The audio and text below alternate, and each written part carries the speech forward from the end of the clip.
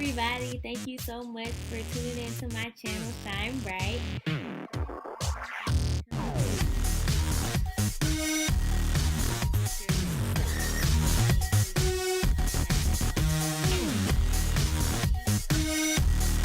So thank you so much for tuning in once again, and I'll see you in the next video. The topic that God gave me was being an unapologetic Christian. And I was kind of intrigued, well, a lot of intrigued to see where he wanted to take this.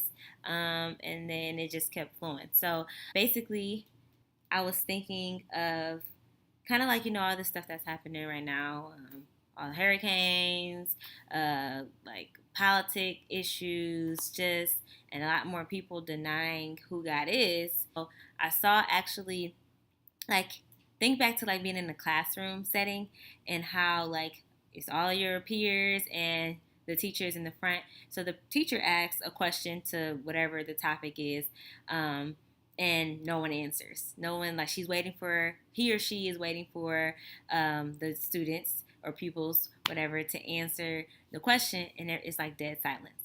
That vision that I had kind of got me thinking of, okay, we're in the last days, so what if we had someone ask a question to a certain group of people, like, okay, out of all you guys who are Christians, and what if we reacted the same way students do when a teacher asks a question that no one knows the answer to? And I thought and that's what God like showed me, and I'm like, oh my gosh, like, what will we say? What will anyone say if that was the type of situation that we were living in? And obviously being a Christian is not in the majority. So if someone were to ask us that, how would you respond? And that was the question that God was asking me, and I'm like, man, how would I respond to something like that? And that's what got me thinking, like, okay, God, like, I need to get myself right with you. I need to figure out like what's what I'm not doing or what I need to be doing, things like that. And I got really anxious, and I had to calm myself, and I was just listening to God. And the person that I have to use Bible characters.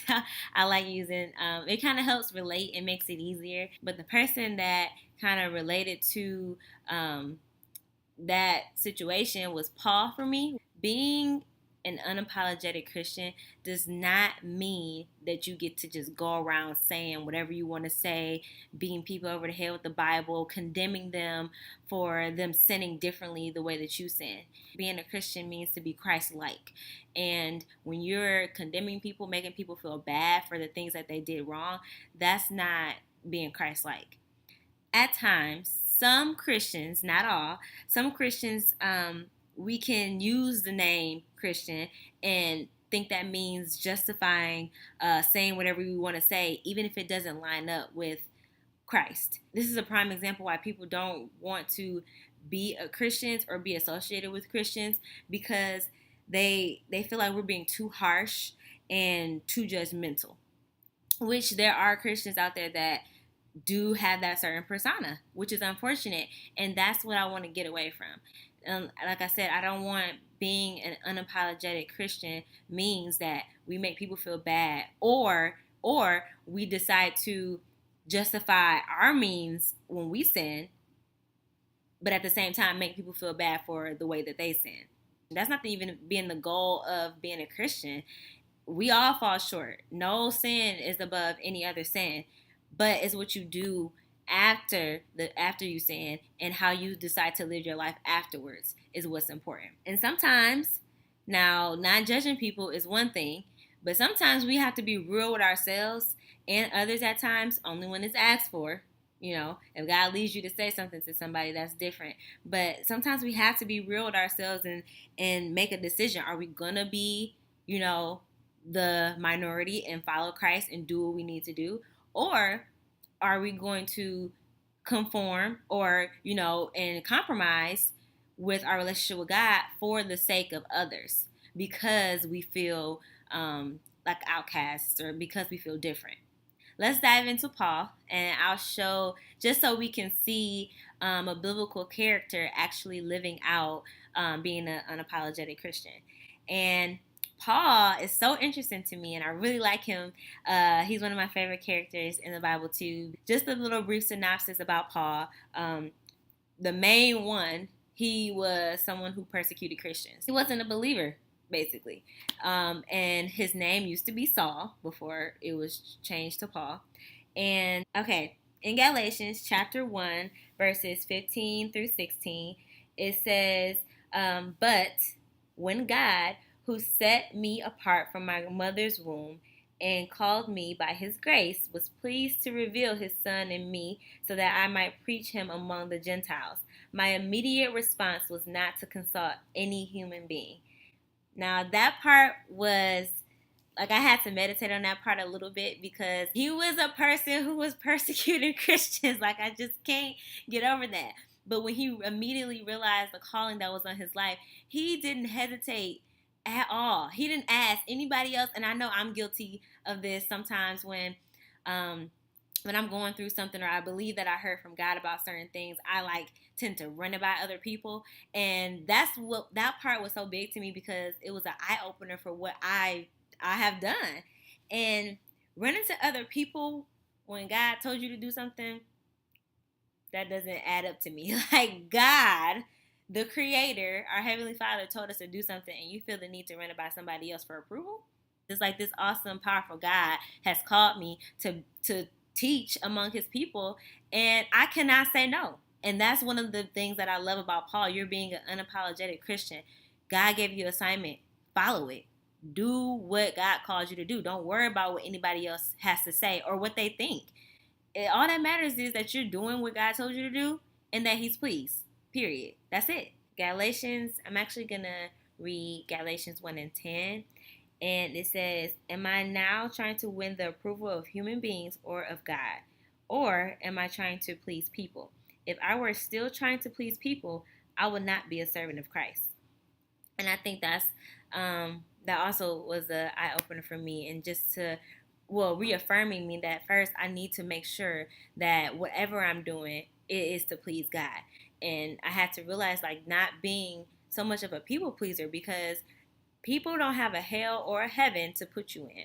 So they should be the least of your worries. They should be the least of your concern. You need to make sure that whatever we're doing is to please God and to walk out the calling that he has on our lives. That's what, again, I love about Paul, is because he was so focused on pleasing God. Just how, this is so interesting, like I said, the shift was crazy to me. So just how focused he was on persecuting the church or the Christians, the switch happened, and he was just as focused and determined to walk out the calling that God has placed on his life.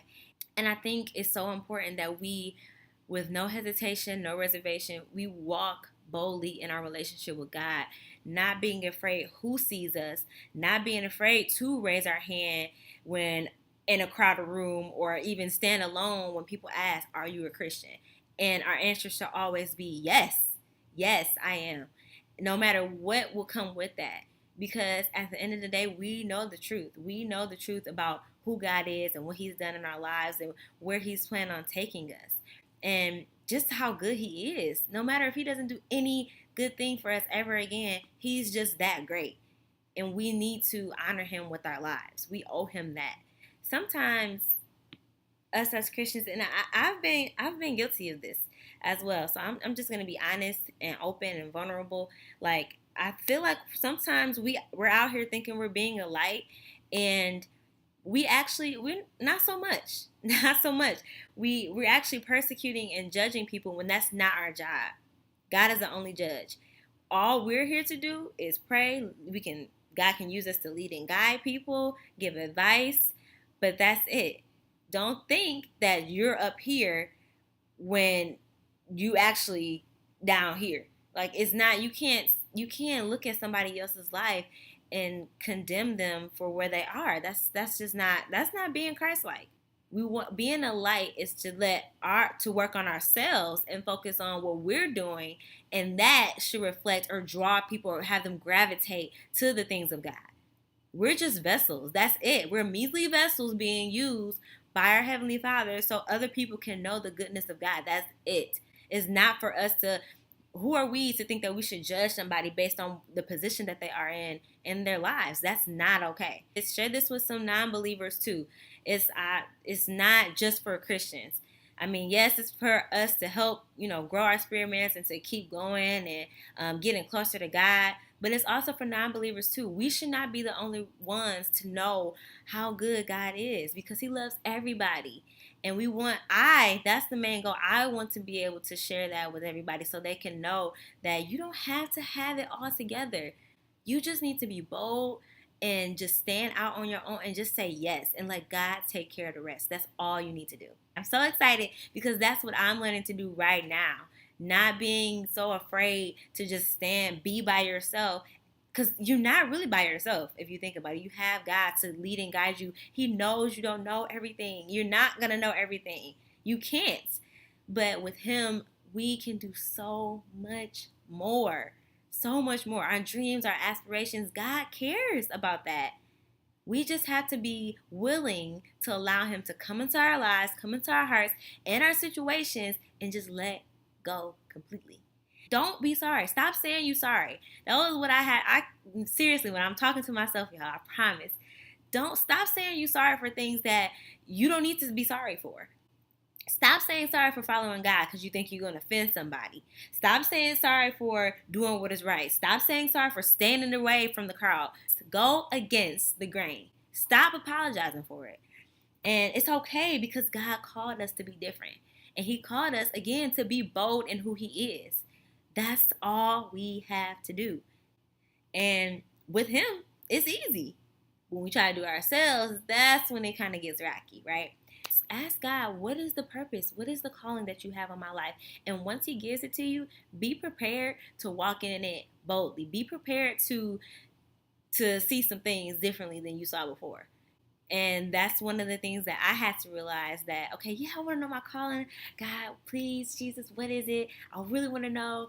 But when He shows you and it's time for you to actually act on that, and you don't, that's when it's kind of like, God, like, okay, I showed you, so you're not moving. It's your time. You need to move. You need to go forward, because this is what I called you to be. Now walk in it. Once you do it, it's like, oh my gosh, like a light bulb comes on, because you're just so on fire, and like this, and God's like, this is where I was trying to get you to be. Now let's keep going.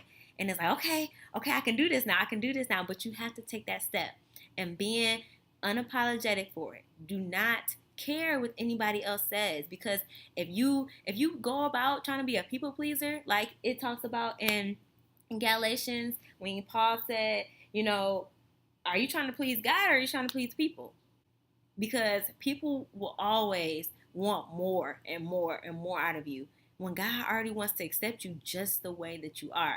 And you don't have to be sorry for it. Granted, you do have to change and move forward and deny the things that you used to do, but that's only so God can better you and grow you and take you to another height that you've never been before. Thank you so much for tuning in again, and I'll see you in the next video.